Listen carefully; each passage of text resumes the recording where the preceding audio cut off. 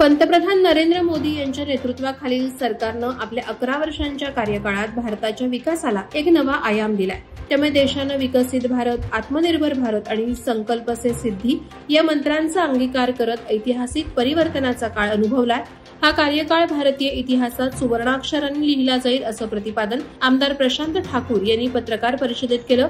पंतप्रधान नरेंद्र मोदी यांच्या नेतृत्वाखालील सरकारनं 11 वर्ष पूर्ण केल्याबद्दल आणि त्या अनुषंगानं सरकारनं देशवासियांसाठी केलेले योजना, निर्णय, उपक्रमांची माहिती देण्यासाठी पनवेल शहरातील मार्केट यार्ड येथे पत्रकार परिषद आयोजित करण्यात आली होती। अलिबाग चिंचोटी येथील जलजीवन योजनेअंतर्गत बांधलेल्या विहिरीत कुजलेला कुत्रा असतानाही ग्रामपंचायतीनं दुर्लक्ष केलं। नागरिकांच्या आरोग्याशी खेळ प्रशासनानं केलाय अशी जिल्हाधिकारी कार्यालयात लेखी तक्रार करण्यात आली। चिंचोटी गावातील पिण्याच्या पाण्याला घाणेरडा वास येत होता। गावातील लोकांनी ही बाब पाणी सोडणाऱ्याच्या निदर्शनासही आणून दिली, तरीही या मेलेल्या कुत्र्याकडे पाणी सोडणाऱ्यांनी दुर्लक्ष केलं असल्याचा आरोप करण्यात आलाय। ग्रामपंचायत चिंचोटीचे प्रशासक, ग्रामसेवक यांच्या विरुद्ध ग्रामस्थ प्रमोद पाटील यांनी जिल्हा प्रशासनाकडे तक्रार केली आहे।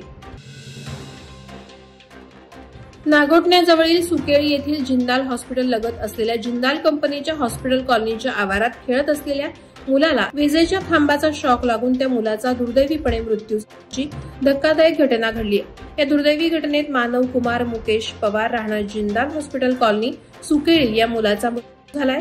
या घटनेमुळे जिंदाल हॉस्पिटल कॉलनीमध्ये आणि सुकेळी परिसरात हळहळ व्यक्त करण्यात येते। हा मुलगा इतर मुलांसोबत खेळत असताना या मैदानालगत असलेल्या पथदिव्याच्या विजेच्या खांबाला त्याचा स्पर्श झाल्याने त्याला शॉक लागला।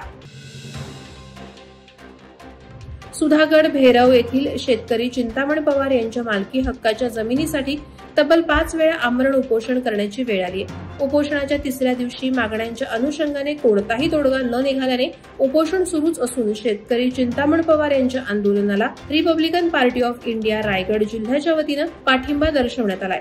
रिपाईचे रायगड जिल्हाध्यक्ष नरेंद्र गायकवाड, युवक जिल्हाध्यक्ष प्रमोद महाडिक, नितीन वाघमारे आदींसह कार्यकर्त्यांनी तोडगा काढावा, अन्यथा आंदोलन अधिक उग्र करण्याचा इशारा दिला आहे। शूटिंगची 28वी captain S J. Ezekiel competition Maharashtra rifle संघटना वरळी येथे संपन्न झाली। स्पर्धेत सिद्धांत रायफल आणि पिस्टल शूटिंग क्लब रायगडच्या 31 नेमबाजांनी प्रतिनिधित्व केलं होतं। त्यामध्ये 50 मीटर रायफल प्रोन ज्युनियर मेनमध्ये कुणाल पाटील जासई उरण यानं सिल्वर मेडल पटकावलं। त्याची निवड देहरादून उत्तराखंड येथे होणाऱ्या इंडिया ओपन शूटिंग चॅम्पियनशिपसाठी झाली। कुणाल पाटील आणि गौरव ठाकूर यांना महाराष्ट्र रायफल संघटनेचे सेक्रेटरी शीला कानुगो आणि अध्यक्ष अशोक पंडित यांच्या हस्ते पदक देऊन सन्मानित करण्यात आलं। डॉक्टर बाबासाहेब आंबेडकर यांनी दिलेल्या भारतीय संविधानाच्या आधारे प्रत्येक भीमसैनिक यांनी आचरण करून प्रत्येकाला शिक्षित केल्यास भारत एका उंचीवर असेल आणि त्या उंचीचा एक भाग आपण असू असे उद्गार भीमराव आंबेडकर यांनी काढले। दी बुद्धिस्ट सोसायटी ऑफ इंडिया तसंच भारतीय बौद्ध महासभेचे राष्ट्रीय अध्यक्ष आणि भारतरत्न डॉक्टर बाबासाहेब आंबेडकर यांचे नातू भीमराव यशवंत आंबेडकर यांचे खालापूर तालुक्याच्या दौऱ्यात वरोसा येथे आगमनावेळी गावकऱ्यांनी फटाक्यांच्या आतिषबाजी करून आनंदोत्सवात साजरा केला। यावेळी नामफलकाचं अनावरण करण्यात आलं। नोकरी करण्यापेक्षा नोकरी देण्याचे काम प्रत्येक मराठी माणसानं करावं असे उद्गार ज्येष्ठ कीर्तनकार रायगड भूषण ह.भ.प. रामदास महाराज पाटील यांनी काढले। ज्येष्ठ सामाजिक कार्यकर्ते आणि उद्योगपती गणपत ठाकूर यांच्या दांड फाटा येथील सरिता हार्डवेअर आणि इलेक्ट्रिक दुकानाचे उद्घाटन ह.भ.प. रामदास महाराज पाटील यांच्या हस्ते करण्यात आलं। त्याप्रसंगी ते बोलत होते। ते पुढे म्हणाले, धाडस आणि कष्ट करण्याची ताकद अंकीय असल्यावर मागे वळून पाहण्याची गरज नाही। यावेळी भाजप नेते, उद्योग, सामाजिक आणि राजकीय क्षेत्रातील मान्यवर उपस्थित होते।